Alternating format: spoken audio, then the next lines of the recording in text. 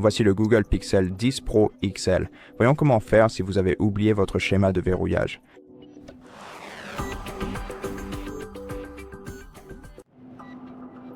Dans ce cas, la première chose à essayer est de faire de votre mieux pour vous souvenir du schéma que vous avez utilisé la dernière fois que vous avez réussi à accéder à votre appareil. Et dans le cas où vous ne pouvez pas vous en souvenir, alors la meilleure solution pour vous serait d'essayer de contacter le service client de Google et de leur expliquer votre problème.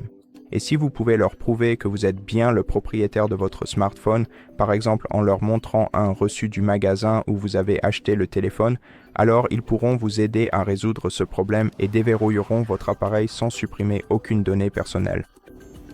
Si cette option n'est pas disponible pour vous pour une raison quelconque, vous pouvez toujours effectuer une réinitialisation d'usine, ce qui vous permettra également de retrouver l'accès à votre smartphone, bien que cela entraîne la suppression de toutes les données de votre téléphone.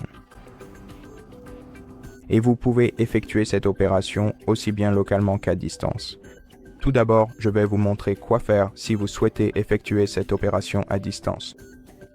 Accédez à un autre de vos smartphones ou à n'importe quel autre appareil. En gros, il suffit qu'il ait une connexion Internet, ouvrez votre navigateur web dessus et recherchez ce service. Commencez par effectuer une recherche pour Find My Device de Google sur votre navigateur. Puis connectez-vous en toute sécurité à votre compte Google personnel qui est associé à ce smartphone. Et enfin, une fois authentifié, accédez simplement à la liste détaillée de tous vos appareils connectés. Dans la liste de vos appareils, sélectionnez Google Pixel 10 Pro XL. Puis sélectionnez la dernière option pour ce téléphone qui est l'opération de réinitialisation d'usine. Cela lancera le processus de réinitialisation d'usine et une fois ce processus terminé, vous pourrez utiliser votre appareil comme neuf. Et si vous ne pouvez pas accéder à ce service, vous pouvez toujours effectuer une réinitialisation d'usine à distance ou localement, en accédant au mode de récupération sur ce smartphone. Et si vous ne savez pas ou n'êtes pas sûr de la procédure à suivre, vous pouvez consulter la vidéo complète sur notre chaîne, expliquant comment effectuer une réinitialisation d'usine sur votre Google Pixel 10 Pro XL étape par étape. Donc, si vous avez besoin de cette vidéo, n'hésitez pas à aller la regarder. Et maintenant, au cas où vous vous souviendriez du schéma de verrouillage que vous avez utilisé la dernière fois que vous avez accédé à votre appareil avec succès, mais que votre téléphone refuse toujours de l'accepter, alors nous pouvons essayer de faire la même chose, c'est-à-dire entrer votre schéma, mais en mode sans échec. Parce qu'en mode sans échec, il n'y a aucune application tierce susceptible d'affecter le comportement de votre écran de verrouillage et votre téléphone est tout simplement moins lent, donc il y a de bonnes chances que vous puissiez accéder à votre appareil en mode sans échec. Et pour entrer en mode sans échec, vous devez appuyer simultanément sur le bouton latéral ou le bouton d'alimentation et le bouton de volume haut. Ensuite, maintenez votre doigt appuyé sur l'option éteindre puis touchez OK. Une fois que cette fenêtre apparaît sur votre écran, attendez que votre appareil redémarre.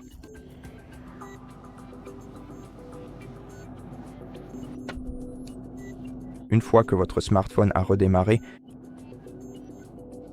en mode sans échec, vous pourrez voir cet indicateur dans le coin inférieur gauche de l'écran. Essayez maintenant de saisir votre schéma de verrouillage d'écran et si vous réussissez, l'étape suivante consiste à entrer dans vos paramètres, aller dans les paramètres de sécurité et confidentialité, ouvrez appareil, déverrouillage, verrouillage d'écran, saisissez à nouveau votre schéma, puis appuyez sur Aucun pour supprimer votre schéma de verrouillage d'écran.